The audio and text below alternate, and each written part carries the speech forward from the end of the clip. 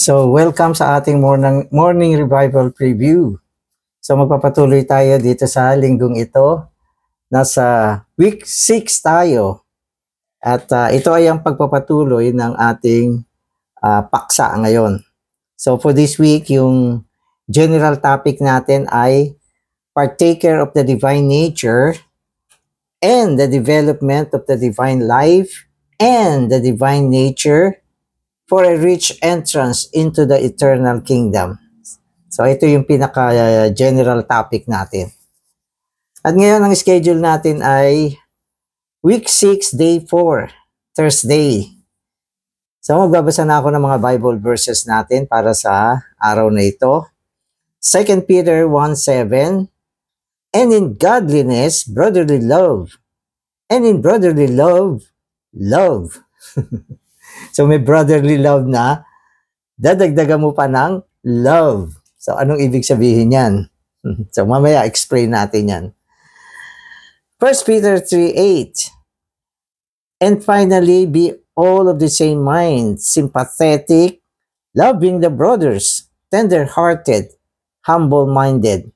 So, maganda yung mga binanggit dito tungkol sa relasyon natin sa mga kapatid sa loob ng eklesiya. At sa unang-una, same mind. Ibig sabihin, hindi tayo nagtatalo-talo. Meron tayong isang kaisipan lang. At syempre, yan ay nangyayari kung tayo ay nakatuon sa Panginoong Jesus. Kaya tayo nagtatalo-talo minsan, marami mga opinyon, kasi nakafocus tayo sa buhay kaluluwa. Kailangan nakafocus tayo sa Panginoon upang sa pamamagitan ng Panginoon, dalhin niya tayo sa isang kaisipan. Sympathetic. Okay, so from the word sympathy, kailangan may pagsimpatya tayo sa mga kapatid. Na ang ibig sabihin, unawain natin sila. Makipagsimpatya tayo. Pero siyempre, yung pagsisimpatya natin, hindi naman para bumuo ng mga grupo-grupo, kundi ito ay bahagi ng ating pangunawa at pag-ibig. At dito, binanggit sa atin, loving the brothers. Amen. So, ito yung pinakamataas na virtue. Loving the brothers. Tender-hearted. No, ibig sabihin, meron kang malambot na puso para sa kanila. So, hindi ka nagmamatigas. Kuminsan kasi mga kapatid, minsan naiisip natin, sumusobra na to Ganon. So, huwag tayong umabot sa ganon. Panatiliin natin na meron tayong tender-hearted sa mga kapatid. Okay? And then, lahat ng mga sinasabi rito, okay, sa huli ay humble-minded. Importante rin yon. Especially sa Bible kasi, binilinan ni Paul yung mga mayayaman sa church. Sabi niya, huwag kayong high-minded. Bagamat syempre, mas meron kayo, sabihin natin, mas marami kayong pera kaysa sa mga ibang kapatid, pero huwag kayong mag-high-minded. No, ang sinasabi niya rito, manatili pa rin kayong nagpapakumbaba. Okay, so excuse me okay, I don't know kanino cellphone yan. So, huwag na natin pansinin yan. I bet. Okay, so magbabasa na ako. The Greek word rendered brotherly love is Philadelphia, composed of phileo, to have affection for, and adelphos, a brother. Hence, brotherly affection, a love characterized by delight and pleasure. Amen. So, I think yung brotherly love, especially binanggit ito sa Book of Revelation, no, sa church in Philadelphia. So, yung pangalan ng church talaga, Philadelphia. No, ang Philadelphia, pag tinignan mo sa Greek, ito ay binubuo ng dalawang salita. Phileo at adelphos. Okay, so, phileo, ibig sabihin, love. At yung Adelphos ay brother. So pag binuo mo siya, Philadelphia, ang ibig sabihin ay brotherly love. Brotherly love. So ibig sabihin, sa loob ng eklesiya, kung may brotherly love, nagkakaroon ng delights and pleasure. So maganda yung kapaligiran ng mga magkakapatid sa eklesiya dahil umiiral yung brotherly love. Kasi kung inalis mo yung brotherly love, hindi magiging kaaya-aya, okay, ang eklesiya.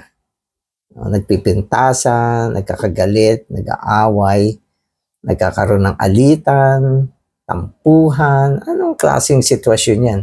So para mawala lahat yan, kailangan may brotherly love. Sapagat ang love ang most excellent way, sinasabi ni Paul sa 1 Corinthians 14.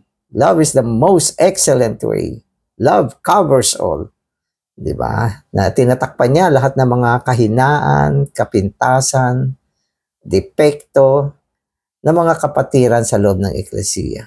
Kaya ang pinakamataas na relasyon sa loob ng eklesiya na kung saan magiging kaaya-aya, ang kapaligiran ay sa pamamagitan ng brotherly love. So yan yung sinasabi sa atin. Amen. So the Greek word for love in 2 Peter 1:7 is agape. The word used in the New Testament for the divine love, which God is in His nature.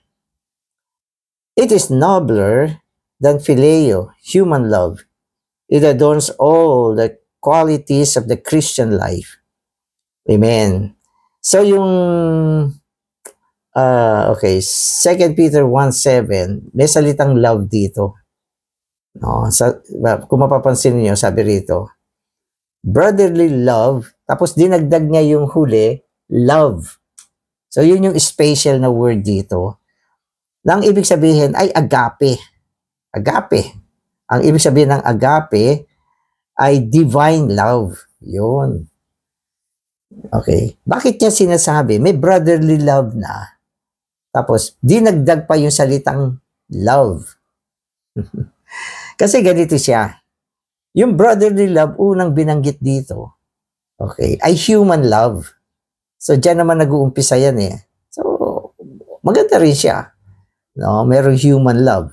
Merong pag-iibigan, pagmamalasakit, pagmamahal. Pero si Peter, sabi niya, brotherly love, dagdagan ninyo, gawin yung agape. So yun yung ibig sabihin yan. Mas matinding love. Una yung human love, maganda naman. Pero tandaan natin, ang human love ay medyo mababaw siya. Mahina siya. Conditional ang human love. Ngayon, love, pwedeng bukas, hindi na. At ang human love ay namimili. Kaya hindi natin pwedeng asahan yun. Kaya pala dinagdag yung salitang love. Nung una, hindi ko masyado naintindihan to. Sabi niya, brotherly love, okay na sa akin yan, brotherly love. Tapos nilagay niya uli, love. Ibig sabihin, idagdag nyo o gawin nyo yung brotherly love nyo na agape. So, yun yung ibig sabihin niya. Kaya, kumusta yung mga sitwasyon sa church life? Maaari may mga church life na talagang nagmamahalan, nagkakaisa dahil sa pagmamahalan. Pero, kung yan ay human love, dapat gawin nating divine. So, ang word na agape ay divine love. Kasi ang divine love lang ang pinaka marangal, matibay, malakas, walang pagbabago, maaasahan. Kasi Diyos yung love na yan eh. Ang ibig sabihin ng divine love, Diyos yung love. Hindi ba sa Bible sabi sa atin, God is love. Agape yun. So ang Diyos, ang nature niya ay love. Kaya kung iibig rin lang tayo, huwag natin gamitin yung human love. Gamitin natin yung divine love. Meron tayo niyan eh. No? Kaya lang, minsan hindi natin ginagamit. No? Gamitin natin siya. At ang divine love, nasa spirit natin yan.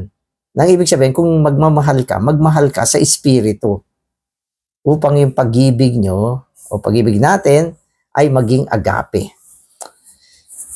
Amen. Okay, so sabi niya, it is stronger in ability.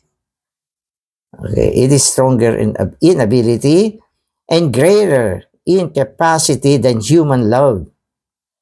Yet a believer who lives by the divine love and partake of the divine nature can be saturated with it and expressed in full. Such a love needs to be developed in brotherly love to govern it and flow in it for the full expression of God who is this love. Amen. So yung dinify niya, sabi niya rito, yung divine love, yung agape, okay, ay mas malakas ang kanyang ability, ang kanyang kakayahan. Ano ba ang love? Para magmahal. Ibig sabihin, ang function ng love ay magmahal. Pero kung divine siya, agape, mas malakas ang kanyang ability na magmahal kaysa sa human love. Totoo naman yan. No? Sa mundo, dahil ang mga tao sa mundo, karamihan, wala namang buhay ng Panginoon, umiiral din yung pagmamahalan. I love you, sweet na sweet, sa umpisa. Pero katagalan, dahil human love yun, mahina ang kanyang ability. Dahil sa mga depekto ng tao, yung human love, naaapektuhan. Humihina, nawawala, lumilipas, kumukupas. No, bagamat yung mga tao sa sanlibutan kumakanta ng eternal love, endless love daw. Oh, love na talagang to the max. Pero pag na-meet nila yung mga kahinaan ng kanilang partner, no, yung human love nila, unti-unti nawawala. Maaaring sabihin natin, ito din ang pinaka-main reason bakit naghihiwalay yung mga mag-asawa, o nagkakaroon ng divorce, nagkakaroon ng paghihiwalayan, dahil nawala na yung human love. Kaya kailangan natin ng divine love, mas malakas yung ability niya. Hindi siya mawawala. Hindi siya mawawala. Minsan naalala ko nung nagkasal ako minsan. Sabi nung groom, sa bride niya, bago niya sinuot yung singsing, sabi niya, hindi ko hihilingin na mahalin mo ko. Okay lang sa akin. Ang hihilingin ko lang sa iyo, mahalin mo si Lord Jesus. Una, naisip ko, medyo, ano kaya ibig sabihin nitong brother na to? Na hindi baling hindi siya mahalin. Hindi baling hindi siya mahalin, basta mahalin daw si Lord Jesus. Nung bandang huli na-analyze ko, matalino itong brother na ito. Sapagkat kung mamahalin ng kanyang asawa, ang Panginoon, malalalinan siya ng divine love. Diba? Ang pag-ibig niya magiging agape. Matibay. Hindi magbabago. So yun yung isa sa mga natandaan ko. Amen. Okay, so paano ba tayo makakapagmahal, okay, ng divine love? Sabi niya, yung mga believer kasi, okay, dapat mabuhay sa divine life. Yon. So, ibig sabihin, pinapamuhay mo yung divine love, ay divine life. Yung pag-ibig nandun sa buhay, yun ang natanggap natin. At yung divine love, okay, ay katangian. Yung divine love, katangian ng divine life na nandun sa atin. Kaya dapat mabuhay ka doon sa divine life. Huwag ka mabuhay sa natural na buhay. So, yun sabi niya. Tama ito. At pagkatapos sabi niya, dapat maging partakers ka ng divine nature. Nakikibahagi ka ng dibinong kalikasan. Nakikibahagi ka. At itong nakaraang araw, binanggit natin, ang pakikibahagi sa dibinong kalikasan, okay, ay ang mga pagsasagawa ng mga spiritual na bagay sa buhay natin. na nag-MR ka, nananalangin ka, kinakaugnay mong Panginoon, nagpe-fellowship ka, tumatawag ka sa pangalan ng Panginoon, pinananatili mo yung church life mo, naglilingkod ka, so nagbabasa ka ng salita. So lahat ito ay bumubuo sa sinasabi natin pakikibahagi sa pagiging divine partakers of the divine nature. So yan yon. At mula dyan, yung kalikasan, okay, ng Diyos ay dumadaloy sa atin, napupuspusan tayo. Kaya ang magmahal ng dibinong pagmamahal, hindi naman siya kailangan mag-effort. Ito ay issue, resulta ng pagiging partakers of the divine nature. Sapagkat sinasabi rito, kung partakers ka ng divine nature, matitigmakan ka, mapupuspusan ka, okay? At maidadaloy mo, maihahayag mo ng buo, okay? At itong una ay brotherly love natin, magkakaroon ng pag-unlad hanggang sa maging divine love siya. Isang puspos na kahayagan ng Diyos na siyang tunay na pag-ibig. Kaya yun yung pinaka-highlights, no? Umabot, okay, na ang Diyos ay maihayag sa pag-iibigan ng mga magkakapatiran sa loob ng eklesiya. At ito ay isa sa pinakamataas na kahayagan ng Diyos, ang pag-ibig. No? Sapagkat ang Diyos ay pag-ibig. Amen. So, magbabasa na ako ng today's reading. Peter's thoughts in 1 Peter is that the full salvation of the triune God issues in holiness and brotherly love.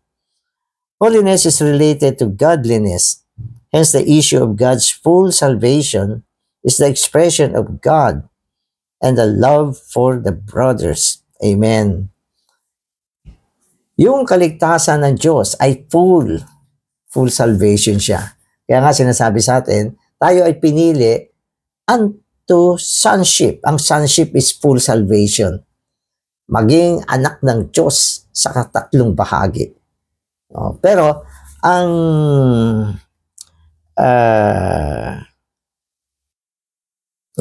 ang punto naman ni Pedro sa kanyang sulat, okay, ay magkaroon ng kahayagan. Okay. Ma-reach natin yung full salvation upang magbunga ng kabanalan at brotherly love. Kasi yung kabanalan at brotherly love, okay, ito ay kahayagan ng Diyos. No? Paano ba nahahayag ang Diyos sa kabanalan? Ito ay sa pamamagitan ng pagkamaka-Diyos o yung tinatawag nating godliness, na kung saan ang Diyos ay naihahayag sa laman. Pangalawa, brotherly love. Ito naman kung saan ang Diyos na pag-ibig ay nahahayag sa pag-iibigan ng mga magkakapatiran sa loob ng eklesiya. So yung full sonship at full salvation dapat magbunga ng ganitong klaseng sitwasyon. Merong godliness na ihahayag ang Diyos sa pamumuhay. Okay? At merong brotherly love na ihahayag ang pag-ibig ng Diyos sa ating relasyon sa loob ng eklesiya. So yan yung gusto niya. In quality and perhaps also in quantity, agape is greater than phileo. Sometimes we may love the brothers in a narrow, limited way with a certain amount of brotherly love. In our love, we may have a preferences and love certain brothers more than the others. Because Peter was experienced and knew the situation among the saints, he did not stop with brotherly love, but went on to speak of love, of agape, the deep and noble love with which God the Father loves all mankind, both believers and sinners. Amen. Amen. So ito si Apostol Pedro. Siyempre, apostol yan. Nakasama yan ng Panginoon. sila yung mga mas may kagulangan at karanasan ng panahon na yon. No, so alam niya na bagamat meron ng pag-iibigan, maaari sa eklesiya ng panahon na yon, pero hindi siya huminto doon. Hindi siya huminto. Sapagat alam niya na kung hihinto tayo sa aspekto ng pag-iibigan, okay, sa kasaklawan ng pantaong pag-ibig, hindi pa rin magiging matibay ang eklesiya. No? At hindi rin susumpungan ng Diyos yung kanyang layunin na ihayag yung sarili niya. Kaya nagsalita siya na yung brotherly love ay paunlarin ninyo. No? Gawin ninyong agape, divine love. At itong love na ito ay dakila at marangal. No? So yun yung sinasabi ni Pedro. So nandun yung kanyang pag-uudyok na mag-develop yung kanilang human love. No? Gumanda. No? At ito ay maging divine love. Kasi alam din niya na kuminsan sa loob ng eklesiya, bagamat nagmamahalan tayo, meron tayong pagtatangi kasi. Yan ang problema natin eh. Na meron tayong mga tinatawag na preferences. Ito yung may mga pinipili ka, o sige magmamahal ako. Pero pipiliin ko lang yung mga gusto kong mahalin. Eh syempre pipiliin mo yung mga nice na tao, yung hindi mga magugulo, okay? At yung mga maaayos ang itsura, yan, ang sarap mahalin. Di ba? At yun naman mga iba na medyo hindi mo type, mamahalin mo rin ng konti lang. Ito mas malaki, ito konti. So yun yung tinatawag natin mga preferences, no? Mga conditional love. At pwede rin sa church life. Meron yung hindi mo talaga kayang mahalin. Di ba? Check yung experience mo. Di ba? Dumating din minsan yung mga panahon na itong isang ito. Imbis na love, hate ang binibigay mo sa kanya. Baka hindi mo sinasabi yan. Pero sa loob mo, ibig sabihin nadadama mo yan. Di ba? At alam ni Pedro yan. At alam ni Pedro na ang dahilan yan kasi yung love mo ay natural. Human love lang kasi siya. Wala siyang puwersa. Hindi siya katulad ng Panginoon. Ang Panginoon, minahal niya lahat ng tao. Mahal niya. Kaya yung word sa John, for God so loved the world. Di ba? Maski unbeliever, minahal niya. Maski yung mga enemy niya, minahal niya. No? Maski yung mga tumuligsa sa kanya, minahal pa rin niya. Ang tindi ng human love. At itong love na to, ang gusto ni Pedro na umiral sa loob ng kongregasyon. So yun yung ibig sabihin nito. No? Pag hindi agape, malabnaw, mababaw na pag-ibig yan. Kailangan umabot siya na ang pag-ibig natin ay agape. Tingnan niyo ang Diyos natin. No? Wala siyang pinipili, lahat mahal niya. At siya ay namatay para sa lahat. Di ba? So yun yung kanyang pag-ibig. Kaya yun yung sinasabi sa atin. Amen. So in Matthew 5:44-47, the Lord Jesus said, I say to you, love your enemies and pray for those who persecute you, so that you may become sons of your Father who is in the heavens, because he causes his sun to rise on the evil and the good, and sends rain on the just and the unjust. Nakita nyo na? So yung Diyos natin, mahal niya lahat. Yung araw, pinapasikat niya para sa lahat ng tao. Bagamat alam niya, dito sa mundo, mayroong mga masasamang tao. Makasalanan na, ibig sabihin, ay masasamang tao pa. No, pwede niyang gawin yung araw, mamili siya ng kanyang sisikatan lang. Kaya ng Diyos yan. At yung mga masasama, laging madilim. Nakikita lang niya maliwanag, pero yung lugar niya madilim. At yung ulan, pinauulan niya sa lahat ng lugar. Yung mga may pananim na mabuti, na nauulanan. Yung taniman ng mga masasamang tao, nauulanan din. So, ang ulan galing sa Diyos. Kaya pinakita niya mula sa pagsasalarawan kung ano ang kanyang pag-ibig, anong uri ng pag-ibig ang agape. Hindi namimili. No? Kaya sinabi niya sa atin, mahalin din ninyo yung inyong mga kaaway. Huwag tayo mag-isip na, naku, bawal pumatay. Bawal pumatay eh. Kaya hindi mo sila mapatay. Kung hindi bawal, baka talagang, hindi mo man napatay, sasaktan mo sila. Di ba? Nag-isip tayo ng misa ng mga ganyan. Dahil sa galit natin. Pero sabi ng Panginoon, mahalin mo yung kaaway mo. Panginoon, paano yan? Di ba? So, ang paraan yan, padaluyin mo yung divine nature sa iyo at pabuhay ka sa divine life. So, walang effort. Oh, sabi niya, for if you love those who love you, what reward do you have? Do not even the tax collectors do the same? Oh, tama naman, di ba? Kung ikaw na believer, ang mamahalin mo lang yung nagmamahal sa'yo. Anong pagkakaiba mo sa tao sa mundo? Hindi ba yung mga tao sa mundo, yung mga sinners, ginawagay tax collector, ganyan din naman sila. Kung sino yung nagmamahal sa kanila, mamahalin din nila. Kung ganyan ka din, pareho lang kayo ng sinner. Wala kang pagkakaiba, wala kang testimony. Di ba? Kaya tayo mga believer, mga peacemaker tayo.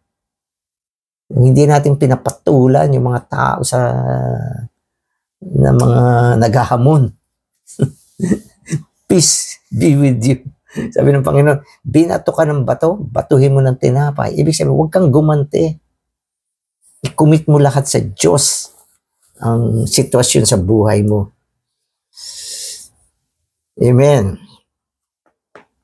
As God sends rain upon both the just and the unjust, so we should love not only our brothers, but also our enemies. It does not take much strength or energy for someone to love his own brother. But it does take a special strength and energy to love our enemies. We all need to have this noble love. Amen. So tama naman, sa church naman, hindi naman mahirap mahalin ng mga kapatid. No, kasi alam mong may Kristo sila. At ito ang dahilan kung bakit sa church life, madali tayo magpatawad. Ewan ko lang sa inyo. Dapat madali. At mabilis mawala yung galit.